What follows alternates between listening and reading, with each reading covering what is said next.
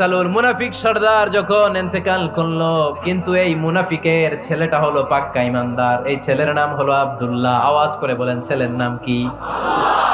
সৈয়দনা আব্দুল্লাহ রাদিয়াল্লাহু তাআলা আনহু বিশ্বনবীর কাছে এসে চোখের পানি ছেড়ে ডেকে বলে, নবী আপনিও জানেন আমিও জানি, মদিনার সবাই জানে আমার আব্বা মুনাফিকদের সর্দার, কিন্তু আমার মন তো মানে না, আমার তো পিতা। নবী আপনার দরবারে কিছু আমি চাই না, আপনার গায়ের একটা জামা দেন, আপনার জামাটা পরিয়ে আমার বাবারে দাফন দিব।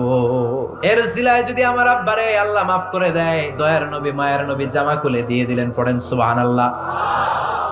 আব্দুল্লাহ রাদিয়াল্লাহু তাআলা আবার আবদার চললেন, নবী আপনি নিজে যে আমার বাবার জানাজার নামাজের ইমামতি করবেন। দয়ার নবী মায়ার নবী জানাজার নামাজে যেতে চাইলেন। ওমরে ফারুক বললেন, নবী না, খবরদার আপনি উবাই ইবনে সালুলের জানাজায় যাবেন না। বিশ্বনবী জোর করে যেতে চাইলেন। সাইয়েদনা ওমরে ফারুক বিশ্বনবীর জামা পেছন থেকে টেনে ধরলেন। ওমরে ফারুকের হাত থেকে হ্যাচকা টান মেরে